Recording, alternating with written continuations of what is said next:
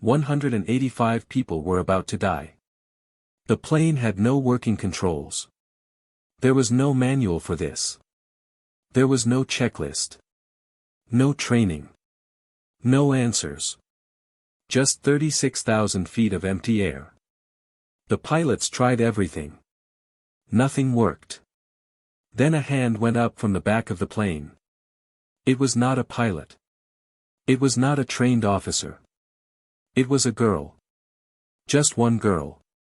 Nobody expected it. Nobody was ready for it.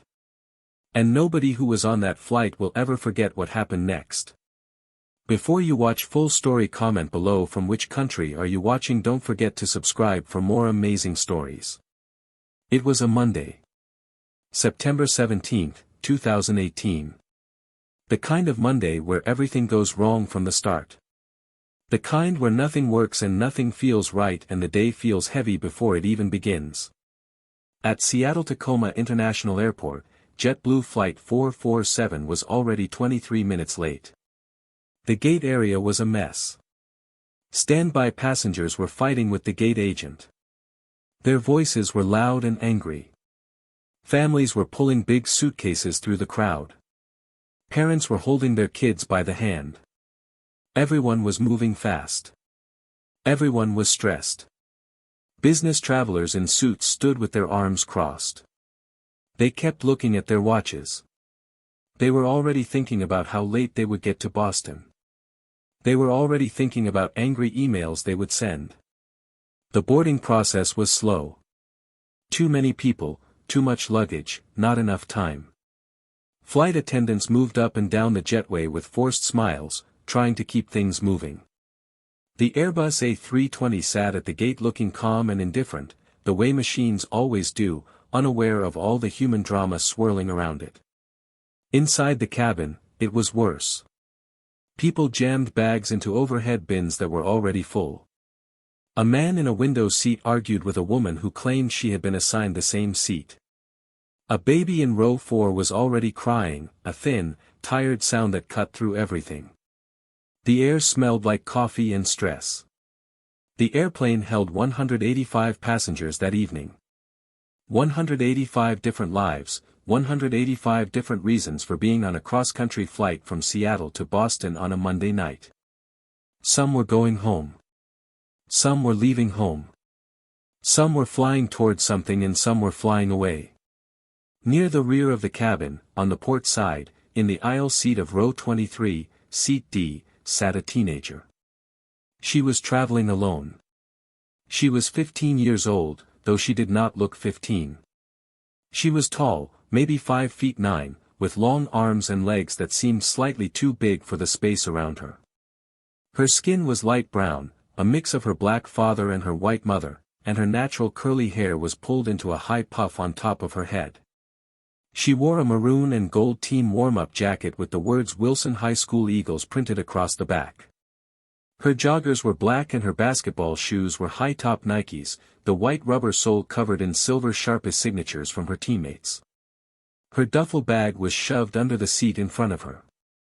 Through the open zipper, a basketball was visible, orange and worn, along with crumpled clothes and a water bottle.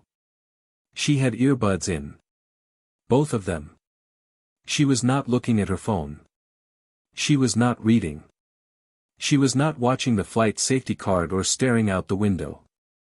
She was just sitting there, jaw tight, eyes unfocused, looking at nothing at all. She looked angry. Or maybe she looked sad. It was hard to tell the difference when both things were true at the same time. The businessman in 23E was named Gerald Pitts.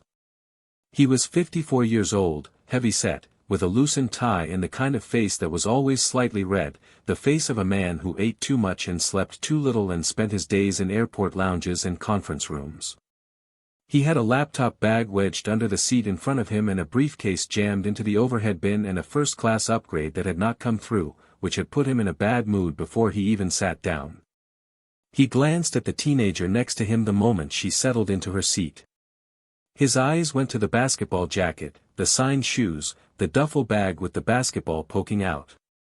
Then he looked at how much space she took up, those long arms and legs arranged loosely in the seat, one elbow naturally resting on the shared armrest between them. He shifted. Moved his arm. Crossed it over his chest instead. She did not notice. She did not even glance at him. She just sat there with her earbuds in and her eyes aimed at nothing, jaw clenched, completely somewhere else. Gerald looked away. Looked back.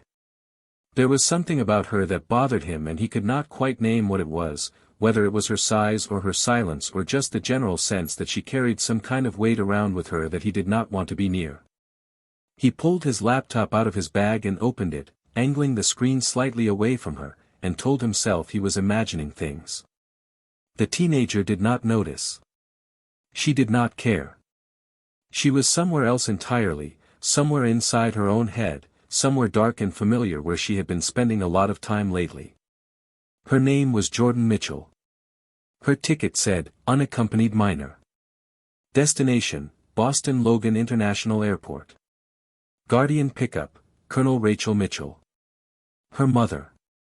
What nobody on JetBlue Flight 447 knew was that Jordan was not just a high school basketball player catching a cross-country flight. She was running away from the worst week of her life, even if running away meant flying towards something she did not want either. The week had collapsed in stages, the way bad things often do. It started on Wednesday, in the hallway between third and fourth period, when a girl said something about Jordan's father. Something mean and specific and designed to hurt. Jordan had walked away once. Twice. On the third time, she stopped walking away. The other girl ended up with a broken nose. Jordan ended up in the principal's office, then suspended for 3 days, then sitting across from her coach, listening to him tell her she would not be playing for the foreseeable future. Indefinitely, he said. That word sat in her chest like a stone. Her grandmother, a sharp and careful woman named Evelyn who had raised Jordan with love and structure and very high expectations, was not angry in the way that made noise. She was angry in the quiet way, the way that was somehow worse.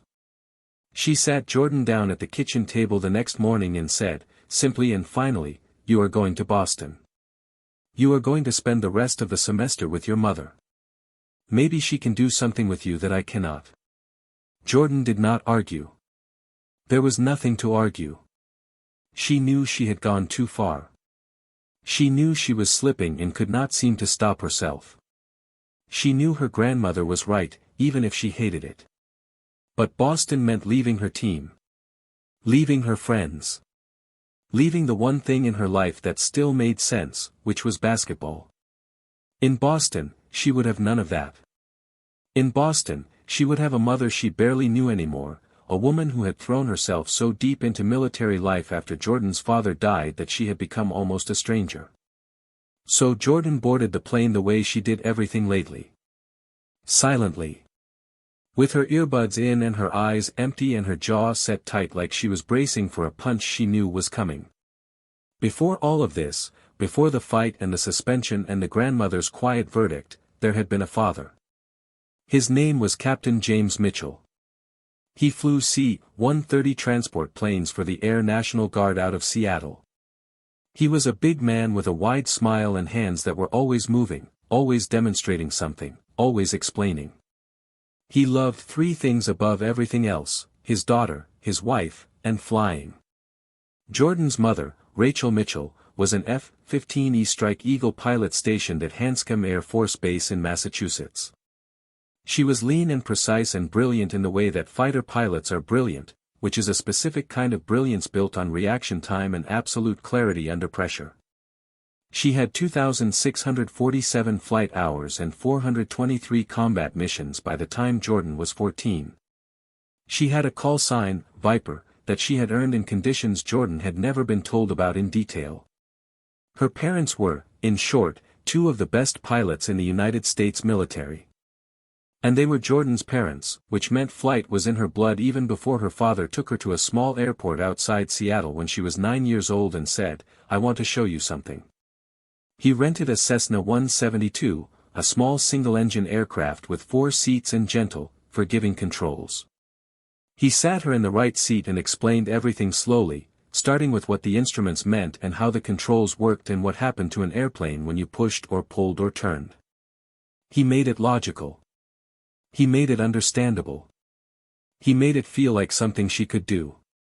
By the time she was 10, she could identify every instrument on the panel by name and function.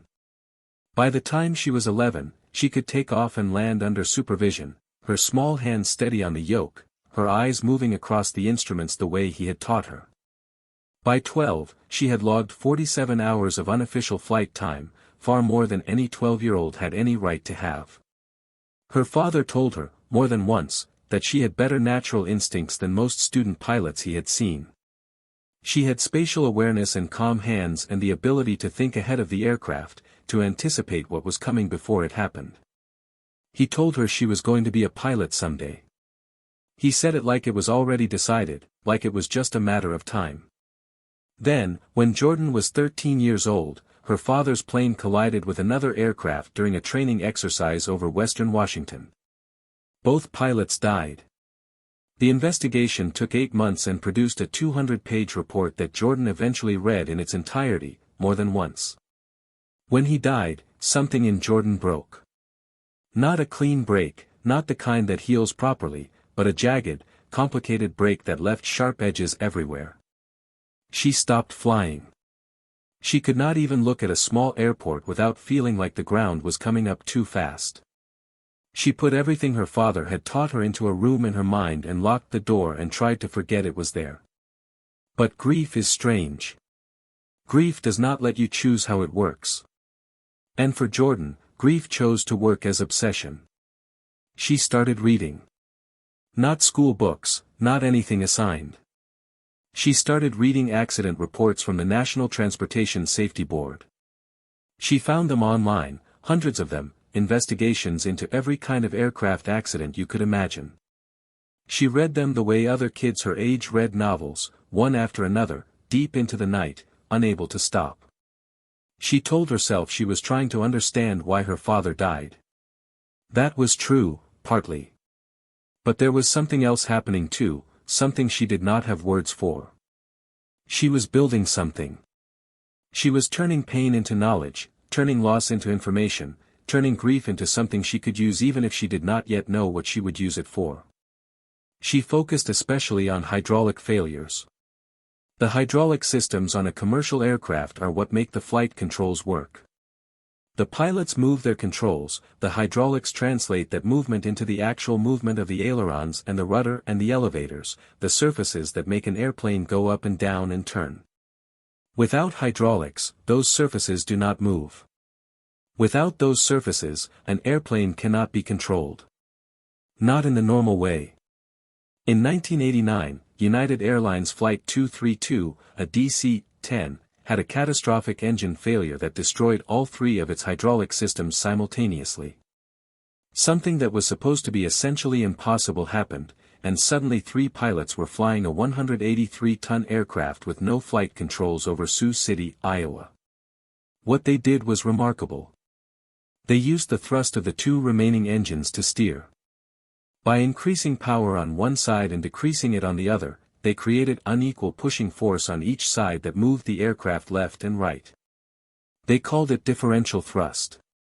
It was imprecise and terrifying and almost impossible, and they kept that aircraft in the air for 44 minutes and crash-landed it at Sioux City Municipal Airport. 111 people died. 185 survived.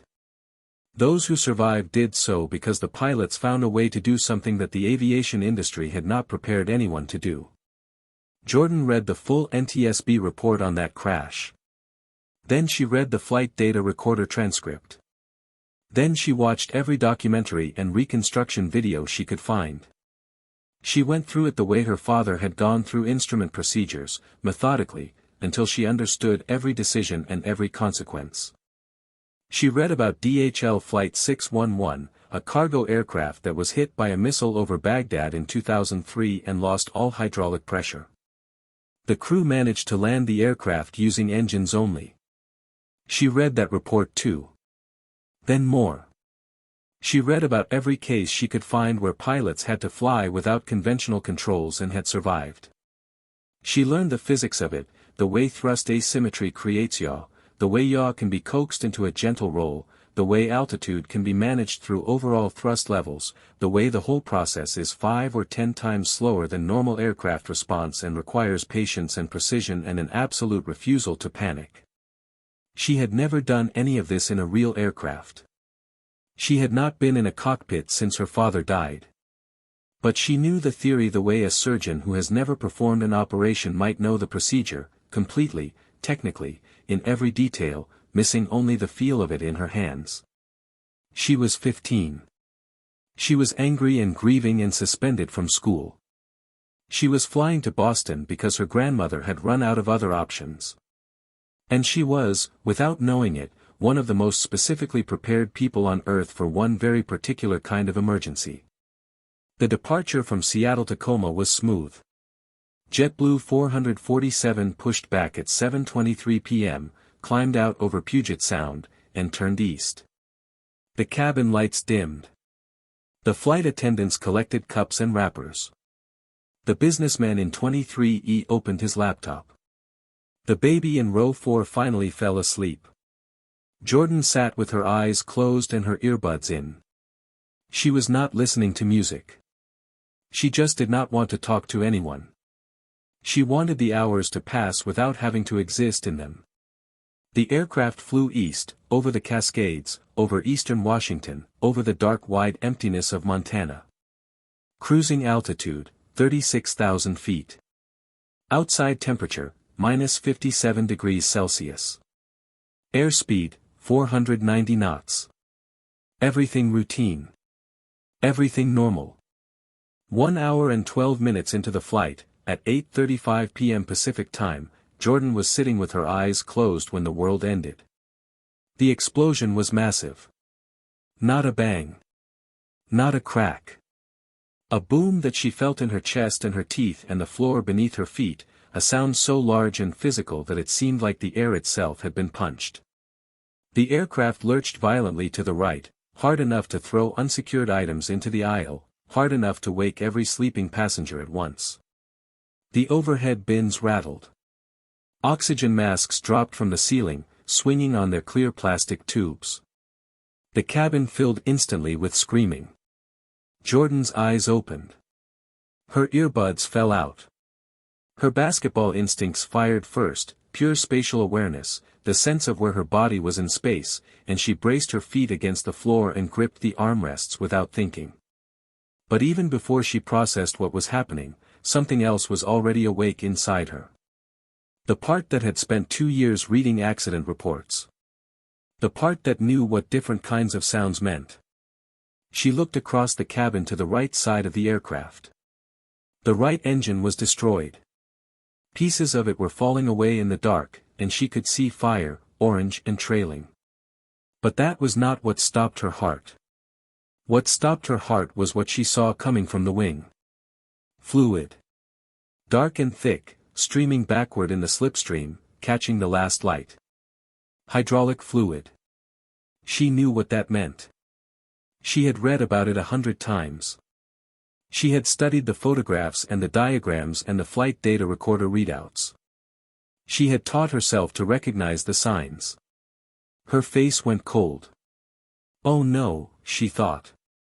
Oh no, oh no, oh no. In the cockpit, Captain David Chen and First Officer Amanda Torres were already deep in emergency procedures. David was 52 years old and had been flying commercial aircraft for 26 years. He had 18,000 hours of total flight time and had dealt with emergencies before: engine fires, bird strikes, pressurization problems, the things that pilots train for. He was calm under pressure. He was good at his job. But what he was looking at right now was something different. Amanda Torres was 34, with 7,200 hours. Sharp, methodical, excellent.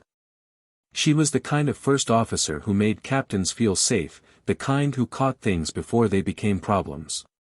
She was running through the emergency checklist with both hands moving and her voice even and professional, the way she had been trained. But the checklist was not helping. The engine explosion had been what the industry calls an uncontained failure. The turbine blades had come apart at speed and the shrapnel had gone everywhere, punching through the engine nacelle, through the wing, through hydraulic lines. The Airbus A320 has 3 independent hydraulic systems, green, blue, and yellow, specifically so that no single failure can take them all out. It is an enormously redundant design. The chance of losing all 3 at the same time is so rare that it is almost never covered in pilot training. All 3 were gone. David tried the side stick. The side stick is the pilot's primary control input on an Airbus. He pushed it forward. He pulled it back. He moved it left and right. Nothing happened. The aircraft did not respond. The control surfaces that should have moved in response to his inputs were not moving because there was no hydraulic pressure to move them. Amanda tried her side stick. Same result. All hydraulics are gone, David said. His voice was controlled but there was something under it, a quality she had never heard from him before. We have zero flight control authority.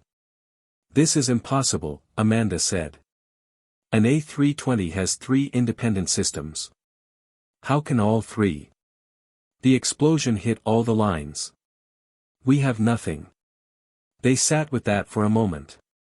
Outside, the dark air slid past the windscreen. The aircraft, no longer being controlled, was beginning to behave strangely, wandering slightly, following air currents without correction. They had engines. Both engines, actually. The left engine was functioning normally, and the right was gone, but they still had the left. They had thrust. What they did not have was any way to use the flight controls. In the normal way, engines are for speed and altitude. Steering is done by the control surfaces. Without hydraulics, the surfaces did not work. David pressed the PA button. Ladies and gentlemen, this is Captain Chen.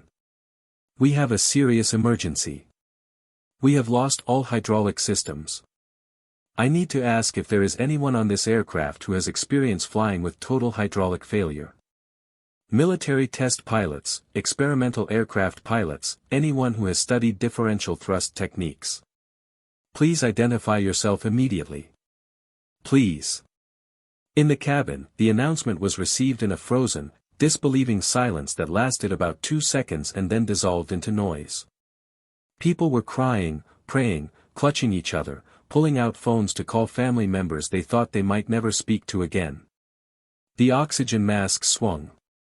The aircraft felt slightly wrong in a way that was hard to name, like a car whose steering wheel has a strange wobble, just enough to know something is not right. Gerald Pitts, the businessman in 23E, had been thrown against the window when the explosion hit. His laptop had slid off the tray table and hit the floor. His briefcase had come open somewhere in the overhead bin. None of that mattered anymore. He was sitting with his oxygen mask pressed to his face, his thick hands shaking, his eyes wide. He had been on over 300 flights in his career. He had never felt anything like this. His phone was in his hand and he was trying to call his wife and the call was not going through and he could not remember if that was because of airplane mode or because of something worse. When the captain's announcement came through the PA, Gerald went completely still. Anyone with experience flying with total hydraulic failure. He looked around the cabin the way everyone looked around, desperately, hoping to see someone stand up, someone in a uniform, someone who looked like they knew what to do. He saw a woman clutching a rosary. He saw a young man with his face buried in his hands. He saw the flight attendants, professional and moving, but their expressions were tight in a way that told him everything. Then he heard a voice from one row back. "Excuse me." Gerald turned around. The teenager. The basketball girl. The one he had been quietly annoyed by for the last hour, the one who had taken up too much armrest space, the one he had shifted away from. She was standing in the aisle with her hand raised, and her voice was not the voice of a 15-year-old. It was steady and clear and carrying across the screaming cabin like it had always known how to do this.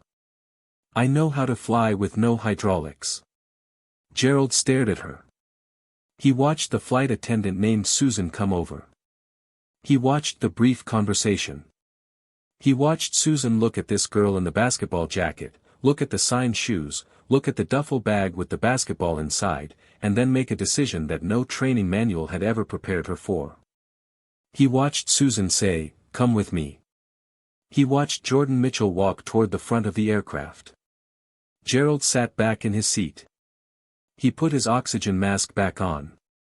He looked out the window at the dark sky over Montana and he thought about the 15-year-old who had been sitting next to him for an hour, the one he had shifted away from, the one he had found somehow irritating without being able to say exactly why. He thought, I hope she knows what she's doing. Then he thought, she looked like she did. Jordan heard the announcement and felt every cell in her body go still. Total hydraulic failure. She had read about this. She knew this. United 232. DHL Baghdad. The physics of differential thrust. The impossibly slow response times. The way you had to move in advance of the aircraft, think several moves ahead, stay completely calm because panic would kill everyone. She sat frozen for 10 seconds. Maybe 15. Part of her brain was running calculations and the other part was screaming at her that she was 15 years old, that she had been suspended from school for fighting, that she had never flown anything bigger than a single-engine Cessna on quiet afternoons with her father in the right seat. She was not a pilot. She was a basketball player with a duffel bag under the seat in front of her and a broken heart and 2 years of reading accident reports that nobody had ever asked her to read. 185 people. She thought about United 232. The aircraft that had crashed because the landing was too hard. The 111 people who died. And then the 185 who did not. The 185 who walked away from an aircraft that should have killed everyone on board because 3 pilots had the knowledge and the nerve to try something that was not in any manual. 185 people on this aircraft. She unbuckled her seatbelt. She stood up. She raised her hand. "Excuse me." Her voice came out bigger than she expected. The flight attendant nearest to her, a woman in her 50s named Susan with a name tag on her jacket, was already moving toward her. "Honey, you need to sit down and I know how to fly with no hydraulics." Jordan said it clearly. Not loud. Just clear. Susan stopped. She looked at this tall teenager in the basketball jacket. She looked at the signed shoes and the high puff and the duffel bag still visible under the seat. She had been a flight attendant for 22 years. She had seen a lot of things. She had not seen this. "Sweetie, this isn't something that." "My dad was a pilot," Jordan said. "He taught me to fly when I was 9. He died when I was 13 and after he died I spent 2 years reading every single accident report I could find about hydraulic failures." United 232. DHL Baghdad. "I have read the NTSB reports. I know what differential thrust is. I know how to use engines to steer when the flight controls are gone. I have never done it in a real aircraft but I know the theory better than almost anyone." She paused. The captain asked for anyone who knew. "I know." Susan stared at her for one long second. The captain had said anyone. "Come with me," Susan said. The cockpit door opened and Jordan stepped through it and the first thing she felt was how small it was and how big everything seemed at the same time. The instruments covered every surface. Warning lights were illuminated. Both pilots turned to look at her. David Chen was a compact man with gray at his temples and dark eyes that were measuring her even as she walked in. Amanda Torres was younger, her hair back, her expression controlled in the way of someone who is working very hard to stay controlled. Jordan stood in the doorway in her basketball warm-up jacket and her signed shoes. She said, "Captain, my name is Jordan Mitchell. My father was Captain James Mitchell. He flew C-130s for the Air National Guard out of Seattle. He taught me to fly starting when I was 9 years old. He died 2 years ago in a mid-air collision. After he died, I spent 2 years studying aircraft accident reports, specifically cases involving hydraulic failure. I have read the full NTSB investigation on United 232. I have studied the DHL Baghdad incident. I understand the differential thrust technique. I have never applied it in an actual aircraft. But I know the theory and I can help you. David looked at her for a long moment. You are a child, he said. I am 15, Jordan said. And I am also the only person on this aircraft who has spent 2 years studying how to fly with no hydraulics. You have maybe 12 minutes before we descend below an altitude where we can reach a suitable airport. Either let me help or don't. But decide right now. Amanda said, quietly, Captain. We have nothing. 0 options. 0. David looked at Jordan one more time. Then he said, sit in the observer seat. Jordan climbed into the jump seat behind the pilots. Her basketball shoes barely reached the floor. She could see the instrument panel. She could see the side sticks. She could see the engine thrust levers, which were the only things that still worked. Tell me what you have, she said. No response from either side stick, David said. All 3 hydraulic systems show 0 pressure. The right engine is destroyed. Left engine is operating normally. We have one engine, no flight controls. Jordan nodded. She had been afraid of this, but she had prepared for this, in her mind, 100 times over. Okay, she said. Here is what you are working with. You are flying a 150,000-pound aircraft with one functioning turbine engine. You cannot use the side sticks. But you do have thrust, and thrust is everything right now. You can steer this aircraft. Not with the controls. With the engine. We understand the concept, Amanda said, but we are not trained in. I will walk you through it, Jordan said. This is differential thrust. United 232 did it with 2 engines, you only have one, which makes this harder but not impossible. You are going to use your single engine to create yaw, which is rotation around the vertical axis. Here is how it works. When you increase thrust on the left engine, you create more force on the left side of the aircraft. The nose swings right. You are yawing right. When you reduce power, the yaw stops but the aircraft keeps moving for several seconds. This is the delay. Everything is delayed. The aircraft does not respond the way it does with flight controls. It responds slowly, like a large boat in water. You must think ahead of the aircraft. You must input your changes 10 to 15 seconds before you need them to take effect. She kept going. For altitude, you use overall thrust level. Reduce thrust on both engines and you descend. Increase and you climb. But do not try to climb. Our goal is a controlled descent to the nearest suitable airport. Banking is the hardest part. You cannot bank this aircraft the way you normally would. What you can do is use sustained yaw to let the wings tip slightly. It is imprecise and it takes time, but it is possible. David and Amanda were both looking at her with expressions she had not expected. She had expected doubt. She could see something else, something that looked like concentration, like they were actually processing what she was saying and using it. What airport? David asked. Salt Lake City International, Jordan said. Longest available runways within range. Maximum emergency services. You need to call them now. David nodded once. He keyed the radio. Jordan reached forward and put her hand on the secondary radio panel. May I? She asked. David said yes. Jordan keyed the radio. Salt Lake Center, this is JetBlue 447. I am Jordan Mitchell. I am 15 years old. I am in the cockpit assisting the flight crew. We have experienced a total hydraulic failure following an uncontained engine failure. We are attempting differential thrust control using our remaining left engine. We are requesting vectors to Salt Lake City International Airport and maximum emergency response including fire, medical, and structural landing support.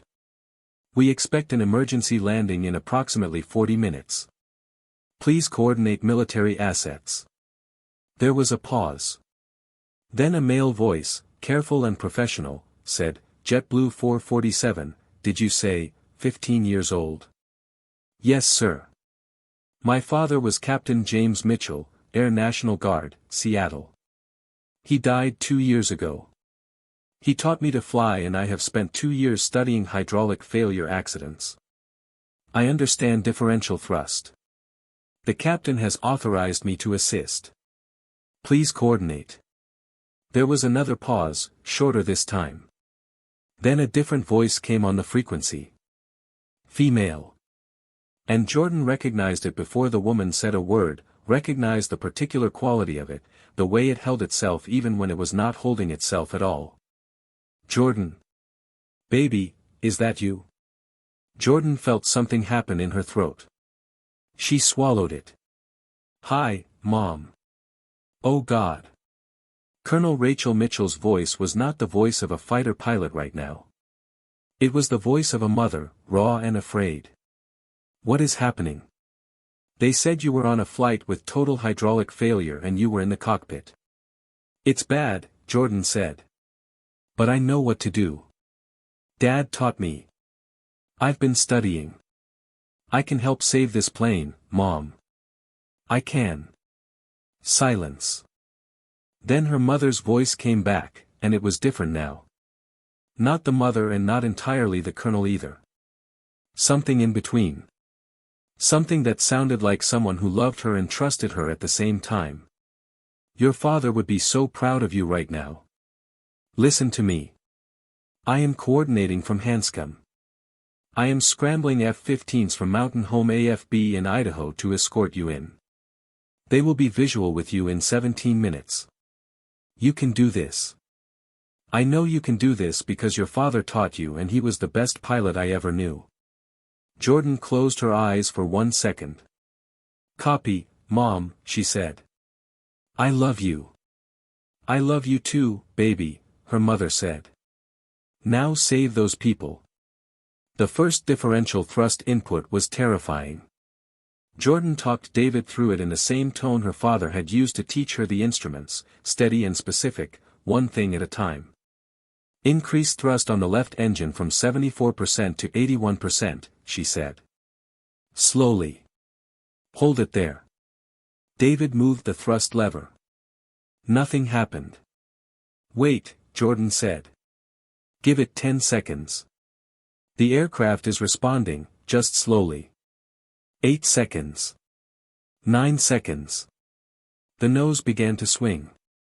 Almost imperceptibly at first, then more noticeably. The aircraft was yawing right. You feel that? Jordan said. Yes, Amanda said. Yes, we feel it. Now reduce back to 76%. Do not go below 74 or you will have a yaw overcorrection and it will take 30 seconds to fix it. David adjusted. The yaw slowed and stopped. That is how it works, Jordan said. That is differential thrust. Every adjustment you make, you wait. You do not rush. If you rush, you overcorrect, and overcorrections kill you. Everything we do from here until we land, we do slowly and deliberately. Agreed? Agreed, David said. Agreed, Amanda said. 17 minutes after Jordan had spoken to her mother, 2 F-15E Strike Eagles appeared off the wingtips, one on each side, in close formation. Their running lights blinked in the dark. In the cockpit, the sight of them was somehow both frightening and deeply reassuring, like seeing a search and rescue boat when you are treading water. The lead F-15 pilot keyed the frequency. JetBlue 447, this is Strike 1. We are visual. We are with you all the way. Who is managing the aircraft? Jordan keyed the radio. Strike 1, this is Jordan Mitchell. I am 15 years old. My mother is Colonel Rachel Mitchell out of Hanscom Air Force Base. I am assisting the flight crew with differential thrust following total hydraulic failure. A pause. Then the F-15 pilot said, Jordan, this is Captain Mike Harrison. I flew with your father for 3 years. He talked about you all the time. He told every pilot in the squadron that his daughter was going to be a pilot someday. He said she had the best hands and the best instincts he had ever seen in anyone under the age of 20. Another pause. He was right. You have got this. We are right here. Jordan pressed her lips together very hard for 3 seconds. Thank you, sir, she said. I am trying. What followed was 34 minutes of the most careful and precise flying that David Chen had ever been part of. Jordan did not touch the controls herself. She understood, precisely, that her role was not to fly the aircraft. Her role was to be the knowledge that the pilots did not have. She was the bridge between what they had trained for and what they now faced, which were 2 very different things. Every instruction she gave with explanation, not just what to do but why, so that both pilots understood the reasoning and could apply it even if something unexpected happened. She had them practice turning before they needed to turn, making small adjustments to the left and right to get the feel of the delay, to calibrate their sense of how long it took for an input to become movement, to understand that this aircraft was not going to behave like any aircraft they had ever flown. The instinct is to push harder when you do not see a response, she said. That instinct will kill us. When you do not see a response, you wait. The response is coming. It is just coming slowly. This aircraft is not broken. It is just operating differently than you are used to. David was a fast learner. Amanda was faster. Both of them began to develop a feel for it, a rhythm, input, wait, observe, adjust, wait, observe. It was unlike any flying they had ever done. It was like flying in slow motion, every decision made 10 seconds before it needed to take effect, every correction requiring another correction in the opposite direction some seconds later. The aircraft wandered constantly, always slightly off course, always requiring a gentle nudge to bring it back. It was exhausting. It required absolute concentration. Jordan never stopped talking. She called out their altitude and airspeed. She calculated their descent rate. She communicated with Salt Lake Center, giving position reports and updating emergency services on their ETA. She answered questions from Captain Harrison in the F-15 about their aircraft behavior and translated the answers into terms that made sense to the military pilots who were their eyes in formation. She talked to her mother twice more, brief conversations, technical mostly, but there was something underneath them, something that had not been in their conversations for 2 years, a kind of directness, a kind of closeness that the emergency had stripped everything else away to reveal. Through all of it, her voice stayed level. She did not know how. She was afraid, a fear that lived in her stomach and her hands, a cold and specific fear that she had made a mistake, that she had missed something, that she was going to be responsible for 185 deaths instead of preventing them. But she had learned, from 2 years of reading about men and women in impossible situations, that fear was not the problem. Fear was just information. The problem was letting fear become louder than reason. She kept reason louder than fear. At 9:21 p.m., with Salt Lake City visible as a glow on the dark horizon ahead of them, Jordan began to think about landing. Landing was the part that had killed most of the people in United 232. The aircraft had to touch down on a runway without any ability to flare, which is the technique of raising the nose slightly just before touchdown to reduce the impact speed and rate. Without hydraulics, there was no flare. The aircraft was going to hit the runway the way it was coming, nose slightly down, at a descent rate that was survivable but would not be gentle. The landing gear would almost certainly collapse on impact. The aircraft would skid. She thought about this for a long time before she said it out loud. "Captain," she finally said. "I need to talk to you about the landing." "Go ahead," David said. "This is not going to be a normal landing. You know that. But I want you to understand exactly what it is going to be, so that there are no surprises." You are going to fly this aircraft onto the runway on thrust alone. There will be no flare. The nose will be pointed slightly down at touchdown. When the wheels hit, the landing gear will very likely collapse because the load on the gear will be higher than it is designed for without the deceleration that flaring provides. The aircraft is going to skid. It will stop. This is survivable.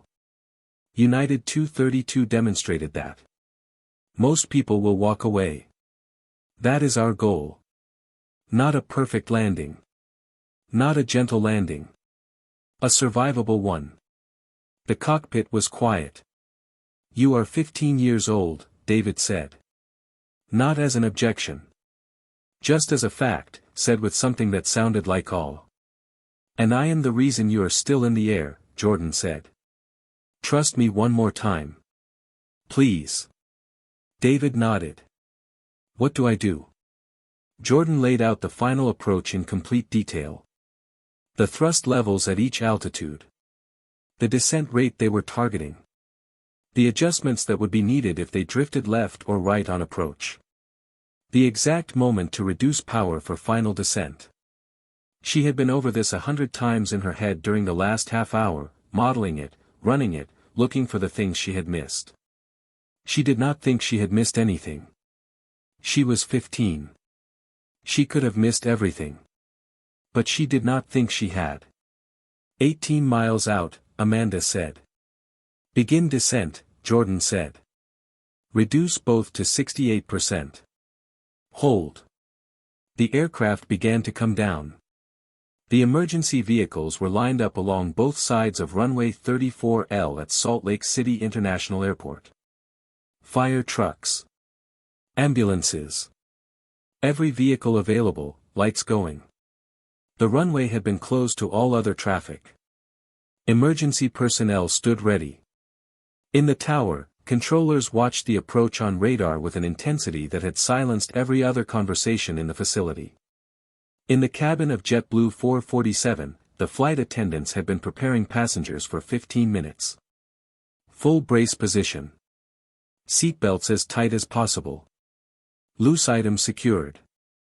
Shoes on. Instructions given calmly and repeatedly. Some passengers prayed.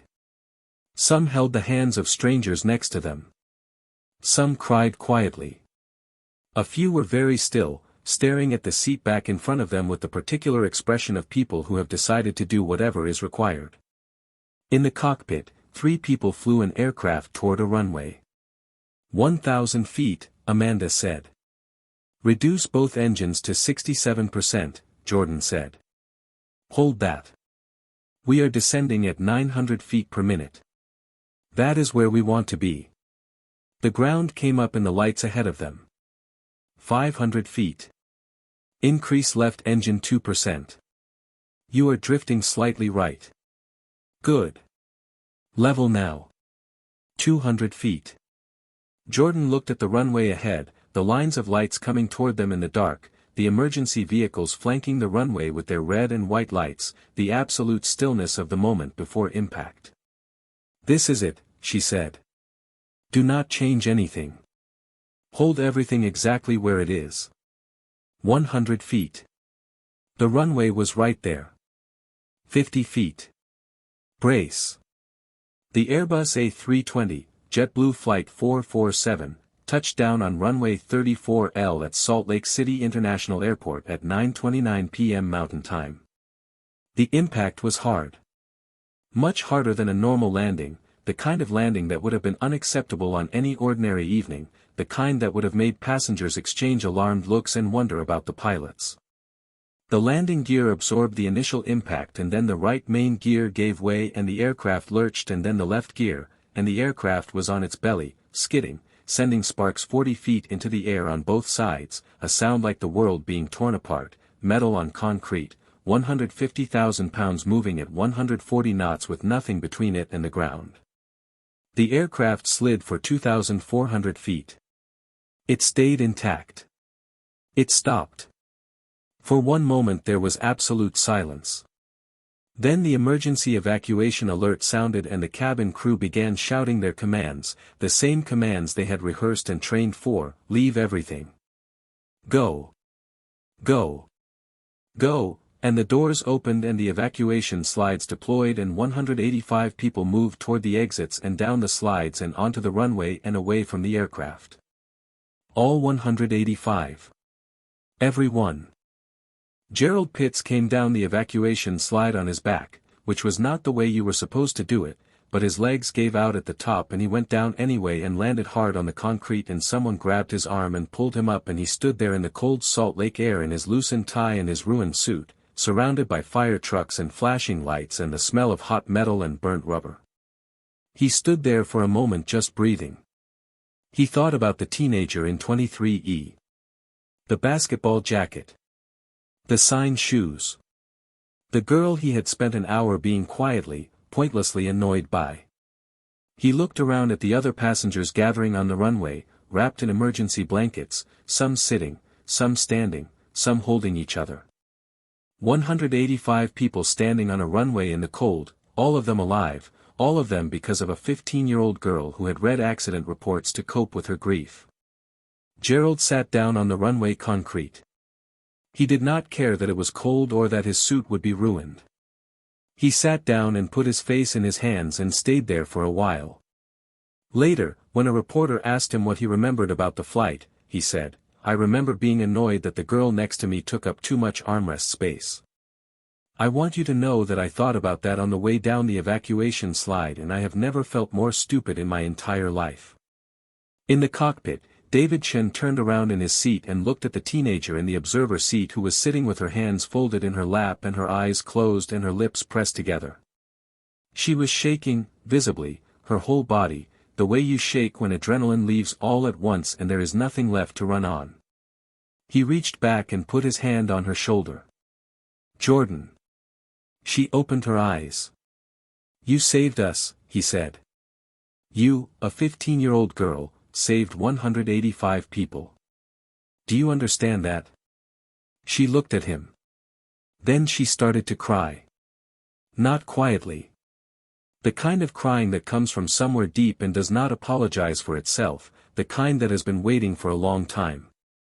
Outside on the tarmac, the F-15s had diverted to land at Hill Air Force Base nearby and Captain Mike Harrison had driven to Salt Lake City International in the fastest vehicle available. He crossed the tarmac at a run, past fire trucks and ambulance crews and evacuated passengers wrapped in emergency blankets, until he saw a tall teenager in a maroon and gold basketball jacket standing near the nose of the aircraft, talking to emergency personnel. He stopped 10 feet away from her. She looked up and saw him. He was in his flight suit. He had known her father for years. He had sat across from James Mitchell at base dining facilities and briefing rooms and in the air on exercises, had known him as a pilot and as a friend, had heard him talk about his daughter more times than he could count. Captain Harrison came to attention. He saluted.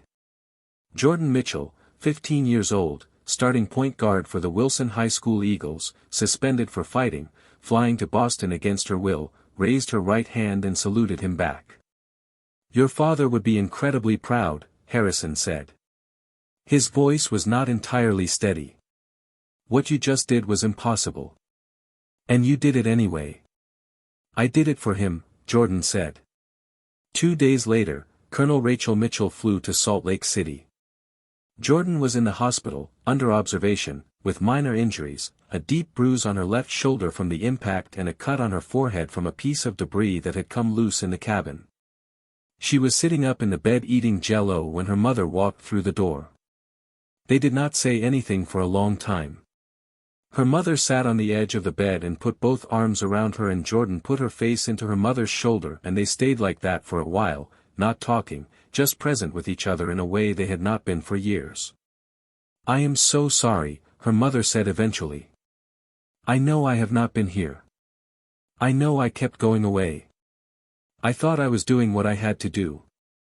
I think I was running too. Just in a different direction than you were." "I know," Jordan said. "Your father loved you more than anything in the world. Everything he put into teaching you to fly, that was him trying to give you a piece of himself. And you kept it. Even when you stopped flying. Even when everything was awful. You kept it and you used it. Jordan was quiet. He would be so proud, her mother said. He would be completely insufferable about it. He would tell every person he met. He would never let anyone forget it. Jordan laughed. It was the first time she had laughed in a week. I know, she said. Her mother pulled back and looked at her. Really looked at her, the way she had not done in too long. Your father taught you to fly, she said. But you taught yourself to save lives. That part was all you, Jordan. That was not me. That was not your father. That was you. The story reached the world in fragments, the way stories do, first in text messages from passengers to family members, then in news alerts, then in the full press conferences and investigations and reconstructions that followed in the days after. The headline that most publications landed on was something close to, Teenage Basketball Player Saves 185 Lives Using Knowledge from Studying Father's Death. Jordan gave one interview. She had decided that one was enough. She sat in a chair with her maroon and gold jacket on and answered questions clearly and directly in the same voice she had used in the cockpit. My dad died in a plane crash 2 years ago, she said. I was 13. It destroyed me. I got angry. I stopped being able to handle things the way I should. I got in a fight at school last week. My coach won't talk to me. My grandmother sent me away. I was a mess. I still am, probably. The interviewer waited. But after my dad died, Jordan continued, I became obsessed with understanding how planes crash. I read every accident report I could find. I specifically studied hydraulic failures because I needed to understand how pilots survive when everything that is supposed to work stops working. I needed to understand it. I don't think I fully understood why I needed to understand it. I think now that I was looking for a way to believe that impossible situations could still end well. And Monday night, the interviewer said, you were in one. Monday night, 185 people needed someone who understood the impossible. And I was the only person there who did. Not because I planned for it. Not because I am anything special. Because grief made me learn things that most people never learn. Because my father believed in me enough to teach me to fly when I was 9 years old. Because he told me I could do things before I knew I could do them, and I carried that, even when I forgot I was carrying it. She paused. My dad's name was Captain James Mitchell. He died doing what he loved. And I think, on Monday, I honored him. I did what he prepared me to do, even though neither of us ever knew that was what he was preparing me for. She looked directly at the camera. I'm Jordan. I'm 15. I play basketball. I got suspended for fighting. I'm a mess. A pause. But I'm also a pilot. And I'm my father's daughter. The investigation into the JetBlue 447 engine failure took 14 months and resulted in a 340-page NTSB report that was read by aviation safety professionals around the world. The uncontained engine failure and the subsequent total hydraulic loss led to significant changes in aircraft inspection protocols and hydraulic line routing standards on the Airbus A320 family. Captain David Chen gave one public statement. It was 3 sentences long. I have been flying for 26 years. I have never experienced anything like what happened on September 17, 2018. The person who saved everyone on that aircraft was 15 years old, and she was the calmest person in that cockpit. First Officer Amanda Torres returned to flying 6 months after the accident. She later became a senior instructor at JetBlue's training center in Orlando, where she developed a new course in emergency procedures that included a module on differential thrust theory. She named the module after a C-130 pilot from Seattle. Captain Mike Harrison flew F-15ES for another 3 years before retiring and moving to a civilian position. He and Jordan exchanged letters for years. She kept every one. Colonel Rachel Mitchell took a ground assignment at Hanscom Air Force Base after the accident. She was in Boston every day when Jordan arrived. They spent the rest of that semester and the ones that followed building something they had both been missing for 2 years, which was each other. Jordan's coach at Wilson High School called on the Thursday after the accident. The conversation was brief. She was reinstated on the team effective immediately. She told him she would be in Seattle for the spring semester. She appreciated the call.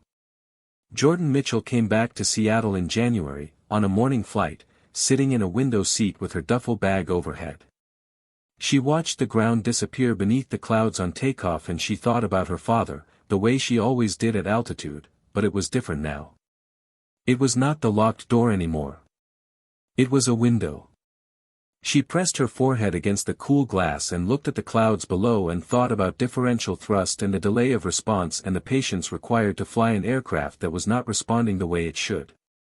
She thought that this was, in some ways, exactly like grief. You made inputs. You waited. Things changed slowly. You had to work ahead of where you were, toward where you needed to be. You could not rush it. You could not force it. You had to keep your hands steady and your voice level and trust that the system would respond if you kept working it correctly. She was 15. She was a mess. She was a basketball player and a grief researcher and, apparently, a pilot. She was her father's daughter. And for the first time in 2 years, somewhere over the Cascades on a January morning, she thought that might be enough. She thought that might, eventually, be more than enough. Captain James Mitchell, Air National Guard, Seattle. Pilot. Father. Teacher. Gone too soon. This one was for him.